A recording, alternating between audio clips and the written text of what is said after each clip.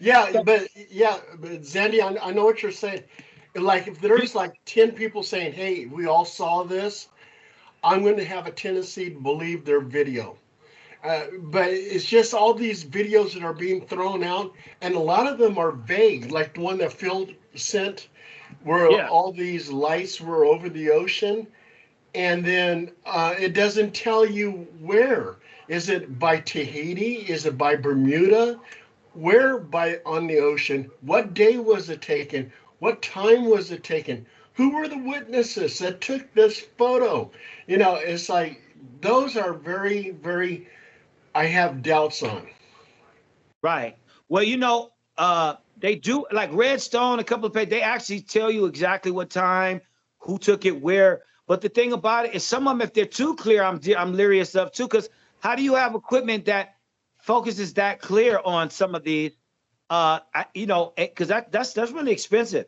So that's another thing if it's too clear sometimes. But um, even I'm interested in the 0.1% that's for real because I've seen some where the drones go up to orb and the orb goes, this thing falls and this thing take and it's gone.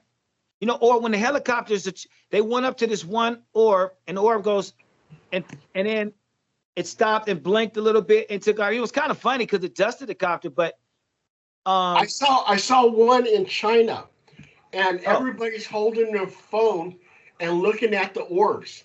Okay, so okay.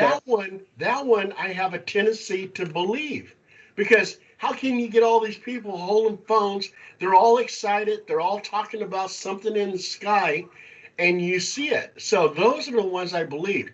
But when you have vague ones where you don't know who the photographer was, there's nothing to size up the UFO with anything on the ground. No date, no time of when it was taken. Those are the ones that I don't believe. Yeah. Well, Yeah. and you know what? We need an expert like you to like remind us of stuff like that because we just see it and we're like, oh, and myself included, I only because and I could say it to a fault that because I think I've seen stuff where, like my dad, when he'll see stuff that I've seen, he goes, well, if he's like you, if somebody was saying some incredible information, he'll say, well, who the hell told them that? Where are they getting this shit from? Like, like I'm not, I trust but verify. I'm not just gonna take it and fly with this shit. But Right. but at the same time, what do you think, Paul? Do you think okay, I think it's 4 or 5 things. And tell me if you think I'm wrong. Okay. Home chair drone owners, like could be like me. I don't have a drone, but people that are heavily into it, that spend money on it, that have crazy drones, say the enemy, South Korea, Iran, whoever they are, or our government, those level of drones that money and battery are no option. We don't know if this, and then possibly aliens. What do you think? I think it's a little bit of everything. I totally believe that Iran has some sophisticated drones. I know China does. I think China's probably bringing some of those drones over, and how they're doing Huh. that, I'm not really sure, but maybe by submarine. Um, I also too think that some of those drones are extraterrestrial, and we are right now on the brink of World War III. So I would imagine that extraterrestrials are very concerned, because I know that they have underground bases along the oceans, different land masses, like Dulce, New Yeah, Mexico, yeah, well, maybe Area 51 with the military. But yeah, they're concerned about their underground bases. So they're going to send out drones, their own drones, which are, it seems like they're faster than our right. aircraft. Yeah, yeah. So you believe some of the drones are alien drones, huh? Oh, yeah, absolutely. That you know what? I actually I definitely been thinking about that more too. It makes sense. I'm sure they would, easier for them to send it out. Hey, and let me ask you this. So we got the drone situation, and then so what do you think about people talking about the Pope at the Vatican open up portals and all this talk? Did you hear about that? Not. I've heard something. Brief me, please. Yeah. They said that the Pope was opening up some portals at the Vatican, like some doors, and they were theorizing that. Oh, but the other thing I was going to say, along with that, what they're saying is, what's all this talk? Why all of a sudden is Putin and other people and Elon Musk talking about Black Jesus? I mean, all of a sudden. I haven't heard nothing about that either. Yeah. Okay, so Elon Musk and Putin, they both separately are doing this. Putin said, hey, and the Pope started talking about it while opening up the portal, saying that, no more of the white Jesus, that's been wrong historically. Putin opened up his vaults and he gave a speech. So the Orthodox churches there have always had like different nationality of saints and whatever. It wasn't just Black. It was all nationalities. But now when they opened up their vaults, they showed the pictures of the oldest, oldest paintings, illustrations, and they all had, the Israelites as Africans. And so Putin gave a speech. He said, hey, man, and for me, I was thinking, is he trying to stir the pot up in America, because he did it around election time. And, Ukrainian, that's his business. So he's like, hey, you guys want to get in my business, you need to take care of this home. But the pictures aren't supposed to be false. More and more everybody is saying that in the 14th century, the Masons and European Renaissance movement, all that, they started making the pictures, the wrong whatever nationalities, and that's where it stuck. But well, and they took the DNA of the people who were following Jesus, and they were all dark skinned. So, yeah, if Jesus is dark skinned, I tend to believe that because the Middle East, there's a lot of dark skinned people. And yeah. I was in Morocco, Africa, and yeah, I went to Morocco, I went to Spain, I went to Portugal, and on that trip I went to Gibraltar and into Morocco. And in Morocco, the people look like they're from Spain.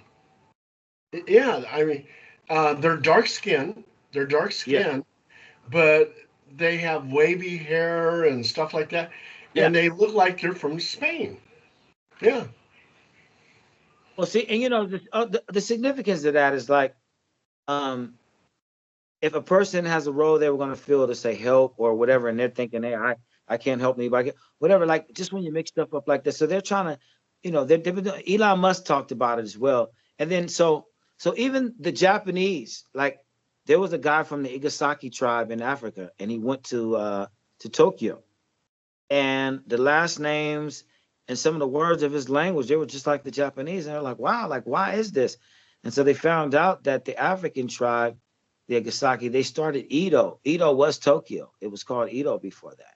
So all the little customs of gomenasai, the geisha, all that stuff, turns out it was some brothers that was doing that shit, but they wasn't, brothers as we know it, but still. And then you had in China, you had the Mandingo who came to China with the Zhang, the Zhao, and the Shu. Some of the first dynasties, they were doing a divination, that black magic. They were doing the Qigong and the cuneiform and some of the languages and stuff. So, but I don't know why, people would be ashamed of the influence. But in coming up to speed, the Pope was mentioning something about that. So, and I never could understand. They showed a lot of the people who painted Jesus. They painted him where he looks very, very fair skinned. Well, he's not Nordic. I mean, he doesn't come from Norway. He doesn't come from Finland. He doesn't come from Sweden. I mean, he was from the Middle East. Middle East have dark-skinned people.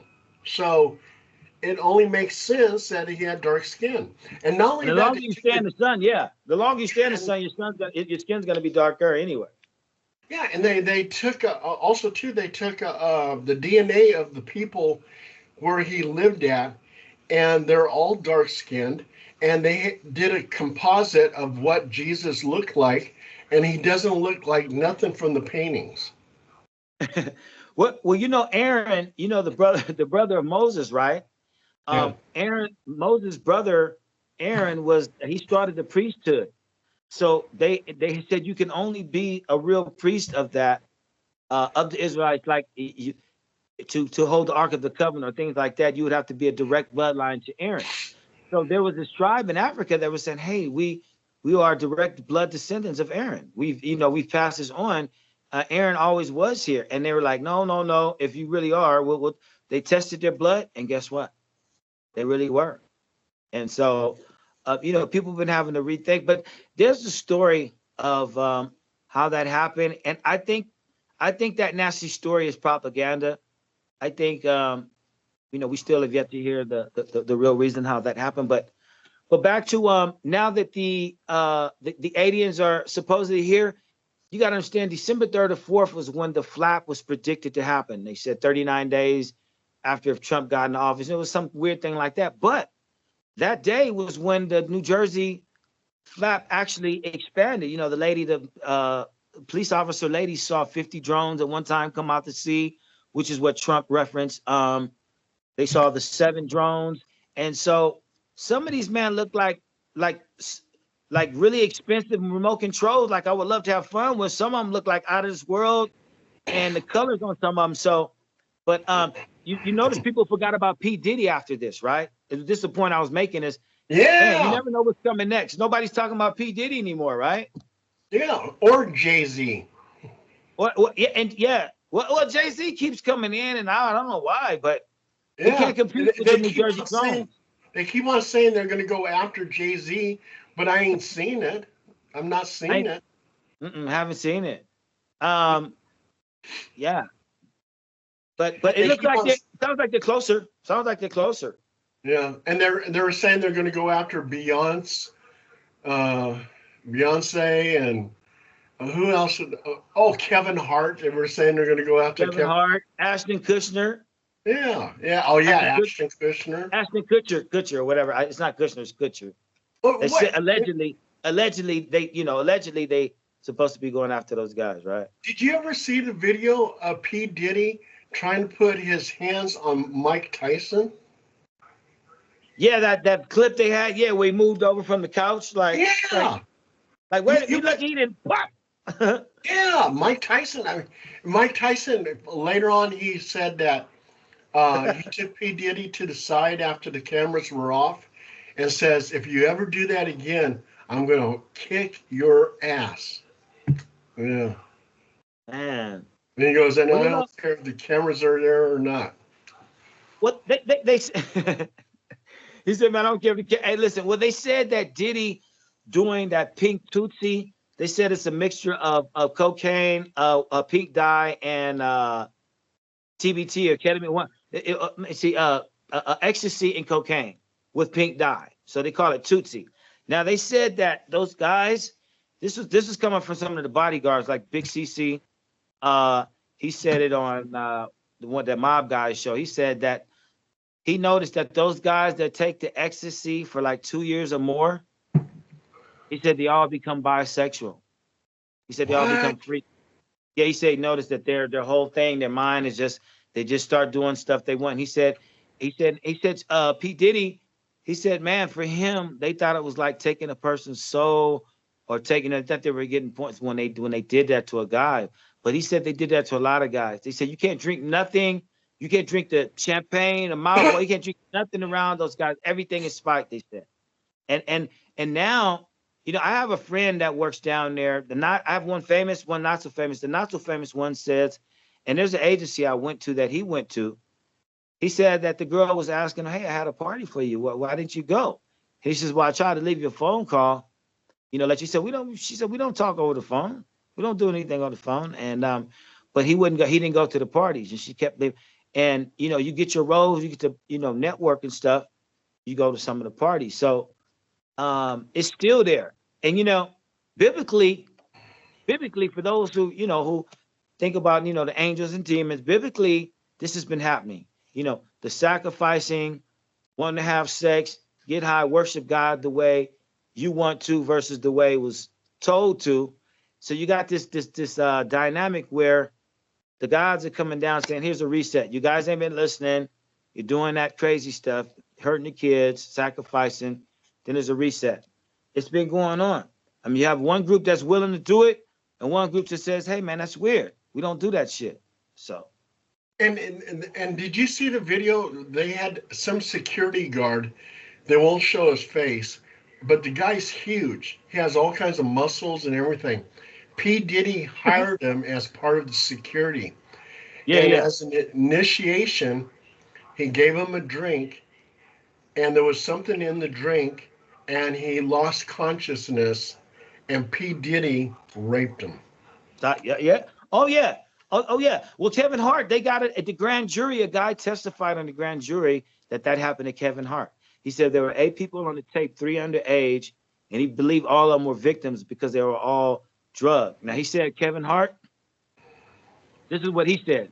So he said that Kevin Hart was in the bathroom, and allegedly the camera was coming down from the mirror angle. They said when he went in the bathroom, P. Diddy told him, "Hey, look, man, you've been drinking and you're out there talking to those ladies with bad breath. Try some of this mouthwash, man." And it was like he put it to his mouth. So he said he drank the mouthwash. He said, and also one of the bodyguards came in with another drink. And he said after he drank that mouthwash and spit it out, he said Kevin Hart's whole world changed. And he said, "What do you mean?" He said he was a victim. And so he said it happened to him 3 times. He said he felt bad for Kevin Hart. He said they did that to him. He said it happened to him 3 times over the course of I don't know how many years, but so he's a victim. And he said that Snoop, they said Celebrity X was in the bed with Diddy, and it was the X, but then they kept talking and they said Celebrity X was Snoop. They said Snoop and Diddy have had some kind of relations, and they said that Diddy is the director. If you sit in his chair and you do what he says, action, and if you don't, it's cut. Wow. That's what and the gentleman that testified, I gotta find his name. Wow. Evidently P. Diddy's girlfriend gave him the USBs before she died, and when the grand jury, and if they found out, they had him testify about it. That's crazy. Oh my God.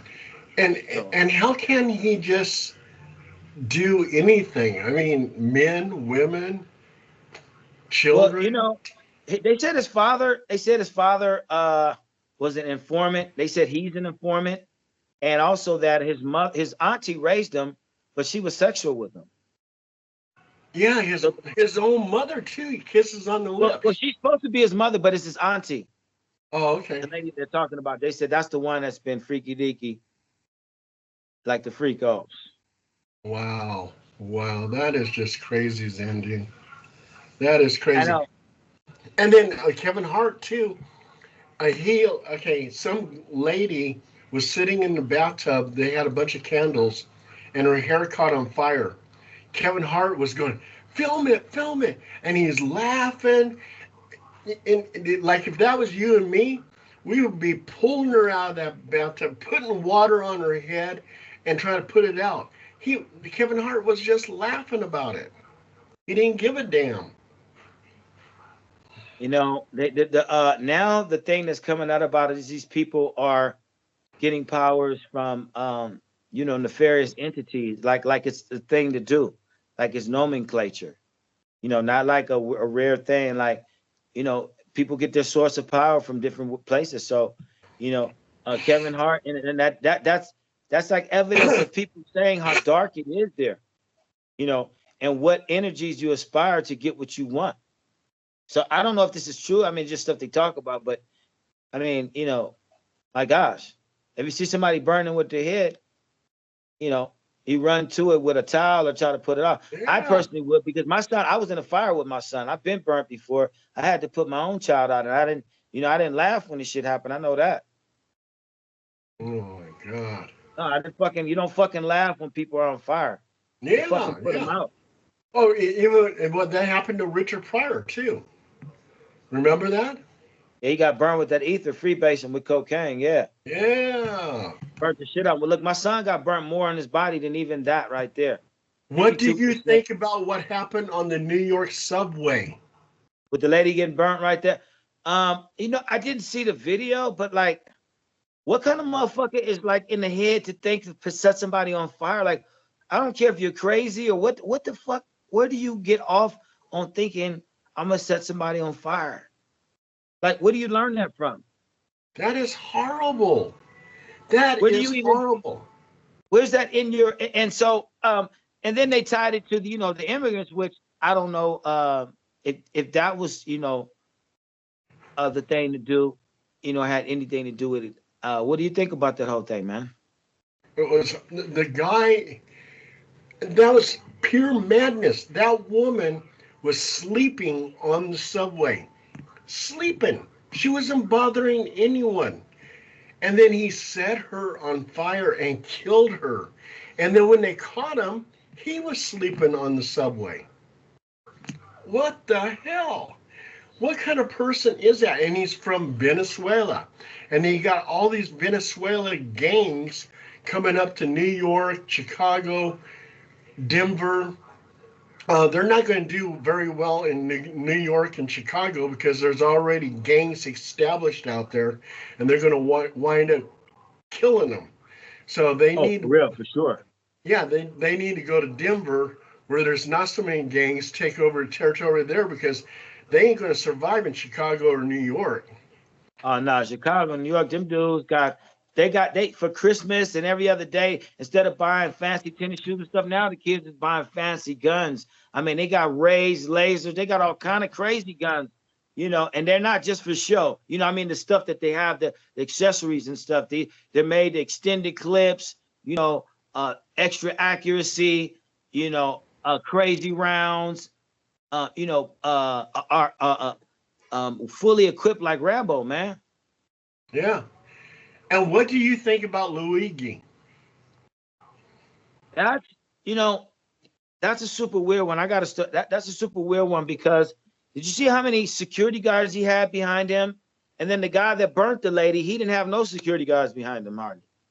Okay, Luigi, Luigi, and he said that so it looks like Luigi made it seem like a conspiracy, like a whole thing, but then it looks like he really did it. Is he crazy, like a Ted Kaczynski type? I don't know. And everybody's looking at him thinking he looks normal. So they're like, and how could this be? But like I said, the weird thing about that is I have a friend who's a security guard up in San Francisco, and he's went to a part of Pacific Heights. He said he never knew.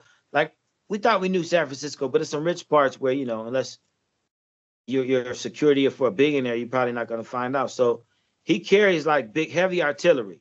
I mean, dude carries the big one, the small ones, and like he got about 19 reasons when he goes to the site. And so, and he got the laser. So he's up here at this dude's house who was the CEO of a health insurance company. Okay, so they're on high alert for that because that guy got killed. So this guy's got security for his wife, his kids, and him, right? So my friend's doing security at the place. Some dude comes up there, he's like 21, probably rich kid, got his wife, his girlfriend, and they're trying to have sex on the property, try to do a little stroking on the property, do some kind of high stakes, whatever, mile high sex, whatever they're trying to do, right? So the thing of it is he told him, hey, look, man, you guys are walking through ice plants and shit. You got your girl over here, man, get out of your trespassing, man, and disrespecting your girl. Get the hell out of here, man. And he's like, what? He said, she's a med student at UCLA and blah, blah, blah, and I'll have you fired. What is your name? And they said, listen, man, I don't care who but matter of fact, if she is that, why are you disrespecting her? You guys are sitting out here on private property. He said, what you need to do is get out of here right now. So the guy started calling him a bunch of N-words. Started calling my friend a bunch of N-words. And he said, hey, look, man. He said, you're just a flashlight cop, you blah, blah, blah, so-and-so. He said, flashlight cop. He said, did this red dot look like I'm a flashlight cop? And the guy goes, what? You gonna shoot me? Was you gonna shoot me, bro? You gonna shoot me? And so he said it was on him. He said, man, you on private property. He said, you better back up. He said, man, I'm gonna have your job. You're gonna be fired. I'm gonna tell my dad. I'm gonna tell him. He said, man, go get your dad. You go get your father. He said, I put the red dot on him too. So he went and got his father. He said the dude came out there. As soon as he got out there, he said, hey, you're fired. He said, what's your agency? Let me see some identification, who you're working for. And he said, man, listen, you're on private property. You can get your ass off too. He said, I don't care what you're talking about. And he said, well, I'll call the police. He said, go call the police. So the dude did go call the police. They came back to the site, and they ended up calling the owner who was working the party, a diamond party, and had the mayor and some other people there. He came to the site, and he said, like, what's the problem? And he said, he said, the police, he said, pick your fucking guns back up. Don't ever take your guns off. You're on private property. So he told him, hey, look, man, this is my PLO number. This is the number of my company.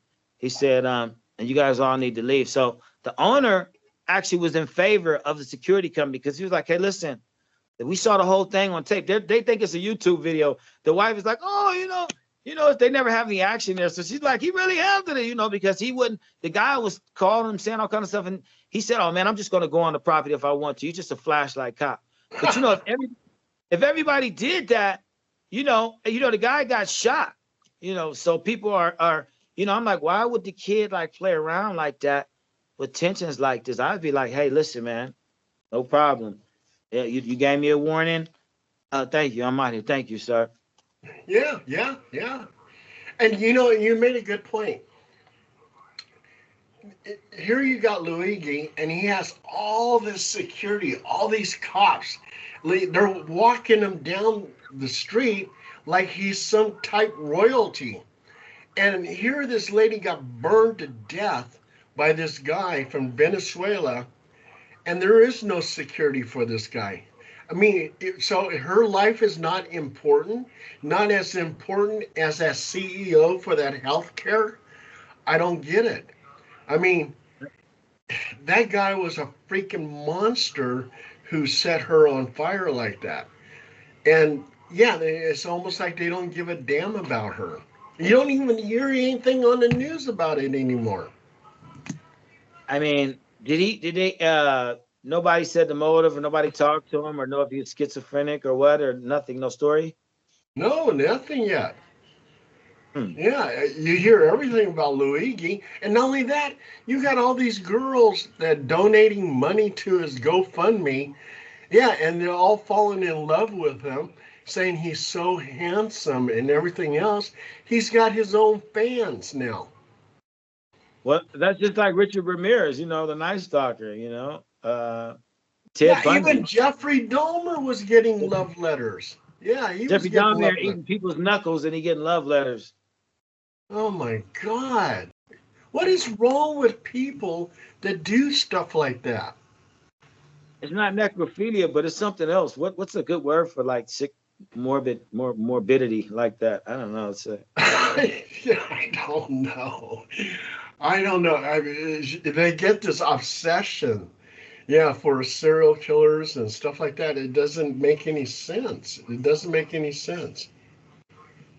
I mean, hey, if you had a friend that was a serial killer, do you think you could be friends with him, like knowingly? If he said, hey, man, I got this problem. I mean, like, you're my bro, but, man, I straight up, I'm a serial killer. I go out and do my thing, and, but I'm not, I think I'm normal. It's just necessary. But, like, what if you had, do you think you could have a friend like that?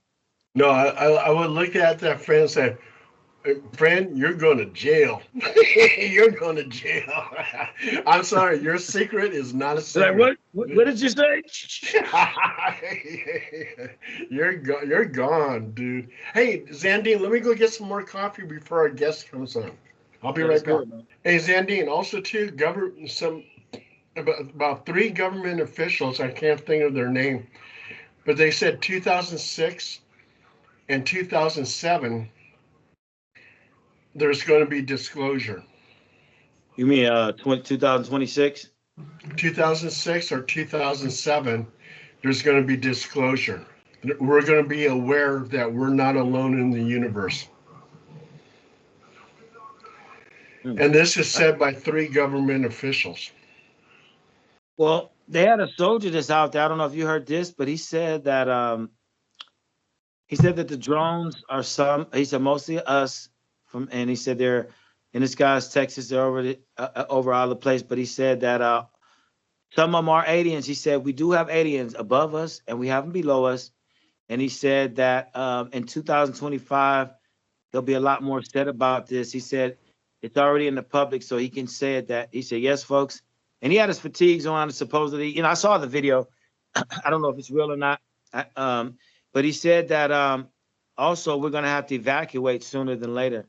And he said that they come out at night for some reason. They said they're studying. They don't know exactly why, but he said our drones are being disabled by them.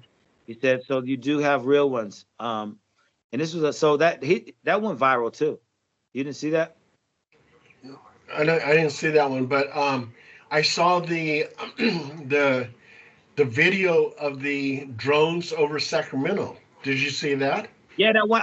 Remember the one I said, yeah, hey, hey, look, San Jose's got something crazy too. San Jose's got one where it splits and it shoots off molten pieces, all like little drones, like in the right by Japantown, July 24th, something like that. Right over Japantown, like for this area's like it wasn't that active, you know. I mean, like wow. Yeah, But Sacramento is not that active. I mean, you had the one UFO back in 1896 that looked like an airship that was flying yeah, across Sacramento, and they made a big deal about that. 1976, I had a girlfriend named Helen Lang, and we were living in an apartment off Stockton Boulevard. okay. And she came in screaming. And she goes, I saw a freaking UFO. And it was 200 feet above my head. I looked at Helen and I go, bullshit. I said, you're lying. And she goes, no, no. She goes, it really happened. And she was hysterically crying. I said, okay, if you're telling the truth, let's go to the Sacramento Sheriff's Office, make a report right now. She goes, let's go. I go, okay. So we went to the police station. She said, this is Helen Lane. She said that she saw a UFO and it was 200 feet above her head. And so they said, okay, we have an 800 number. And the number, I left a message. It was the Center of UFO Studies in Chicago, Illinois, run by J. Allen Hynek, which is a legend. Me and Helen broke up. And about a week later, I get a call from J. Allen Hynek. And J. Allen Hynek goes, let me talk to Helen. I go, oh my God, I broke up with Helen. He goes, do you have any way of getting a hold of her? I go, no. And he says, did you see the UFO? I go, no. He goes, I said, but she drew a picture for me. He goes, can you send me the picture? I said, yeah, sure, I will. And he says, what were you doing at the time? I said, I was laying on the bed and I was watching Dick Van Dyke's The Comic. And the television went into static mode. Yeah, and J. Allen Hynek goes, well, UFOs will stall engines in cars, will cause static on your radio, will cause static on your TV. Have you seen the drones doing that though? You seen the videos that's happening around the country? Have you seen that? I see it, but at that time I didn't know that. That was 1976.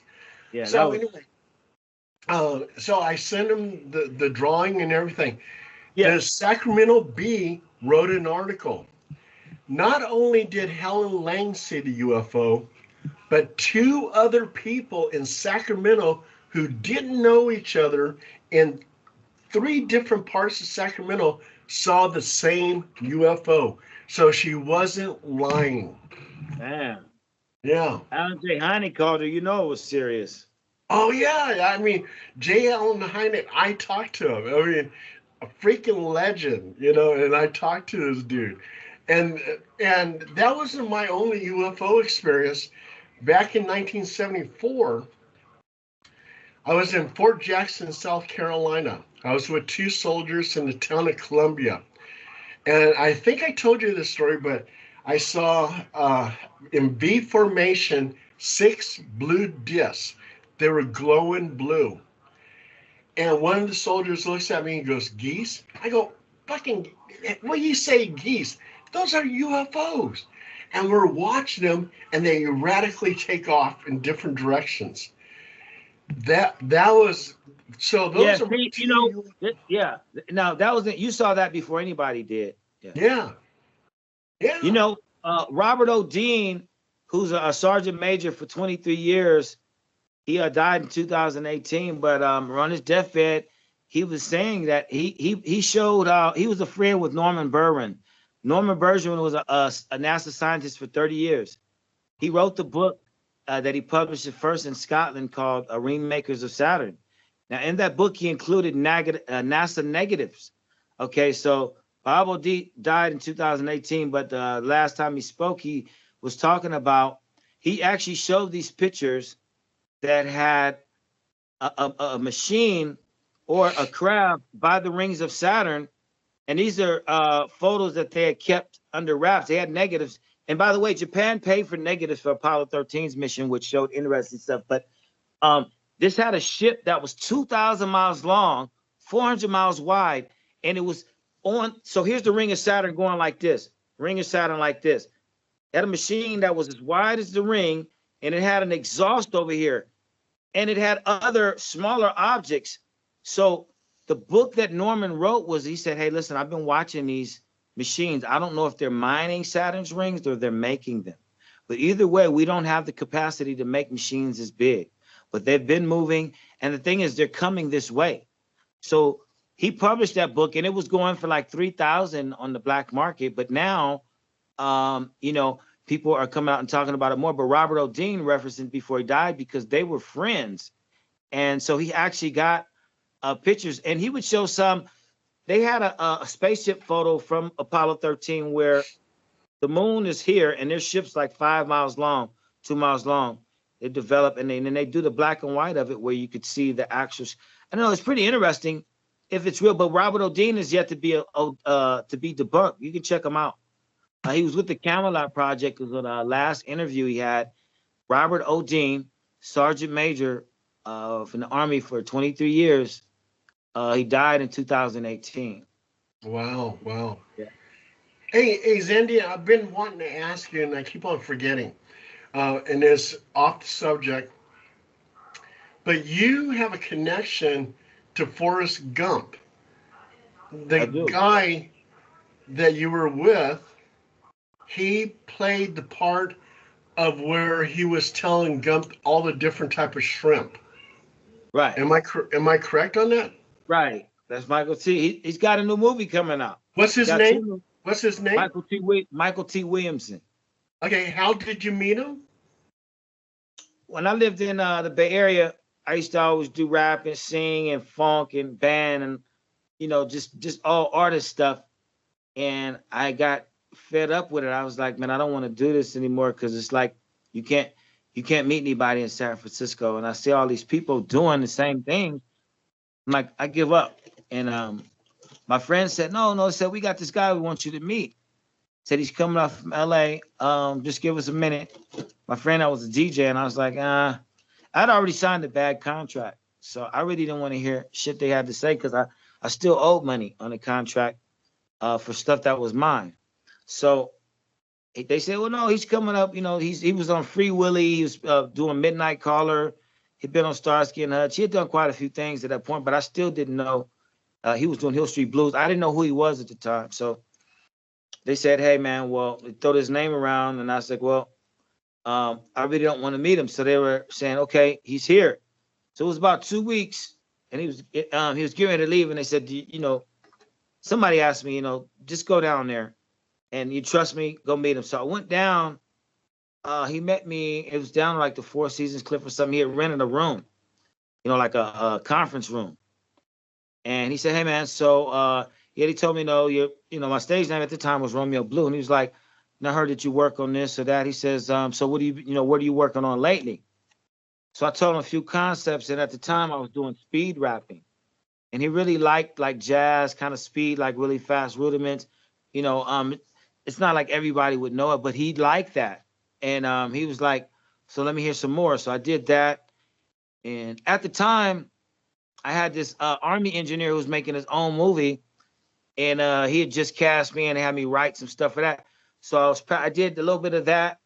So I was in practice of doing a bunch of things. And he was like, hey, man, kind of looking at me, kind of like those guys do, like just they try to be like poker face. They don't want to let you know what they think or not. It's like, and then they ask you, well, do you have more? So I was ready for him to do that. And I was just gonna be like, I'm out of here. And he said, no. He said, hey, do you have a manager? And I said, no. And he said, hey, look, if you're serious, I got a red-eye flight for you, man. He said, come down to, I got a red-eye flight for you at the airport. You come down to LA and see what I do. Now, the person that introduced me to him was another artist, and he was like a brother. And he was in no way like jealous or threatened. He was like, hey, man, I want you to meet him, see if anything can happen. So it wasn't like he was like a total stranger. A friend recommended me to him. And but I saw that he was nice, man. And our friendship started like instantly because the ticket was there. It was at the airport. I got the plane down, and my friends are already down there. So we started hanging out. I started writing different stuff, and I was working on like a really fast song at that time, like really fast. And he would take me around to people on Mary Tyler Moore lots. He was doing a show on Mary Tyler Moore's lots, WKRP in Cincinnati at the time as well. So that's how you got on Cincinnati, WKRP Cincinnati, right? Yeah. Right. Those people, I would freestyle to him because he'd go, Blue, make up a song about him. So I'd make up a song and I'd do some fast rapping, and they'd be like, hey man, how do you feel? You seem like a personable person. How do you feel about acting? So the people who wrote some of Jefferson's of Good Times, Max Tash and Bill Dowd, there were some people down there, writers that have been around for a while. I didn't know anything about acting. And so Michael T told him, hey, well, let me see. He gave me some like lines. And we were like friends, like he's like a big brother. So by this time, he could say to me, hey, this shit is trash or it's good or it's not. He goes, hey, look, say these lines, man. So I look at him. So if the line said, hey, Paul, hey, man. My voice got all high and stuff. And he said, hey, listen, if you said it like that, you would bomb like shit. He said, you could listen to me and the $300,000 I paid for acting coaching to date. He said, or you can do it your way. It's up to you. I said, no, by all means, So he gave me a crash course in subtext, upstage, downstage, things that I really need to know right then to bring to life. Because, you want to play, you want to act, but they said be yourself. And you have to be able to reflect the subtext. And so then there's things complicated like redeemable action. If I killed a person at the beginning of the script, it may be hard for me to be forgiven and be a nice guy at the end. And do you do a lot of ad-libbing? They give you the leeway to do that, and it's if you but you have to know how to take that moment. Like it's up to you. And what I mean by that is you look at that years later and say, damn, I could have done it like this. I'll give you an example. If we did one scene where this guy Lightfield Lewis, his father did all the Clint Eastwood movies. He has a scene where he goes, hey bro, where does it say you have to be white to dig hip hop? You want to listen to Barry Manilow? Be my guest. And everybody, we're like, Barry Manilow. But he changed the scene. He didn't like it. He wanted more energy. He said, man, I want to kill you guys in that scene. We didn't know what he meant, but we found out later. So he said, let me shoot that again. So then he goes back in and he goes, say, bro, where does it say you have to be white to dig hip hop? You want to listen to Barry Manilow? Be my guest. Check this out. Whoo! Then he did a Michael Jackson kick and a little Michael Jackson scream. That instantly took the energy from the scene, and then he started so we start beatboxing to take it back. Then he started rapping to take it back. Then at the end, we told him, hey man, don't touch that. You can't touch it. So people want to keep stealing the scene, and so that ad lib will come, but like you have to, it'll have to be approved by them, and it'll have to make the scene better than what they originally wrote. And by the way, you have 2 weeks. You have 2 scripts in 1 week. So you got to be smart. You got to know your lines for 1 week, and they give you the lines for the next week by the time, Wednesday comes along. Whoa. And you record in front of the regular cameras and stuff Friday morning. and you have to know it by heart by then. And then Friday night in front of a live audience, like a performance, like a play, like it's Shakespeare or some shit. But it's cool though, man. I mean, you love the life because when you're doing it, you go down to the discos or to the clubs, whatever. They're like, oh man, he's on the set. And they're like, for real, man. People like, hey, people are all like buzzed and shit, So, you can see how people with the devil's handiwork will get you, man. And I only had one speaking part, and that was in a movie in Korea. Okay. Yeah, and I forget the name of the movie, but I was playing the part of an MP, military policeman, and I had all the jury people that might be part of the jury behind me, and they were getting excited because this murder, they didn't have enough evidence, and he might get off. And I had to look behind me and go, everybody shut up. Listen to the judge, and I had to do 3 takes. And on the 3rd take, they really liked it because I was really angry and throwing it out there. Yeah, so that was kind of neat. Yeah. He did it the Paul way, the way you really do it, huh? Yeah, and also, too, I did another Korean movie. In fact, my code name when I was in Korea, stationed in Korea, was Hollywood. And they used to play that song, Hollywood Swingin' by Kool and the Gang. Hollywood Child Swingin'. Yeah. Hollywood Child Swingin'. Yeah. And then one of the guys, one of the soldiers, he would see me come in. I would have my sunglasses on, and he would go, wood, Hollywood swinging. Boom, boom, hey, boom, boom, boom, boom, hey.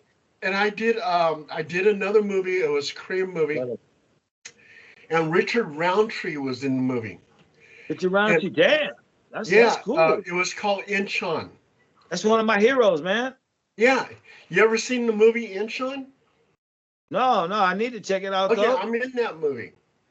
Wow, what you doing, man? That's cool. I gotta check it out. No, I was just an extra. I was an extra. But still, I gotta check it out, man. Richard Roundtree, you got to watch it film though, huh? Yeah. Did you get to watch them film it and shit? What's that? Did you get to watch them film the whole thing and shit? Well, not the whole thing, just part of it. They had my battalion out there, and they were panning the battalion, and so I was just standing there at attention, and you would see my face. I was just an extra. Cool, But I was in the movie though, so, and I got credited on IMDb. See, damn. Hey man, I mean, shit, you was there. You could tell what they were doing, Shit, that's. Well, something is kind of interesting, Xandine, is you and I and Phil had a very interesting life. I mean, you with all your stuff, me with all my stuff, Phil with all his stuff. Yeah, all 3 of us. Yeah. I know, man. It's like, but you actually been. I tell my friends, I said, man, Paul writes like a book a week, an article a day, sometimes a book a day. I said, dude, we'll be in investigation. That shit will almost be written before we get home. It's like, and he's like, Xandine, you got to get this shit out, man. I'm like, he keeps me motivated. It's like, yeah.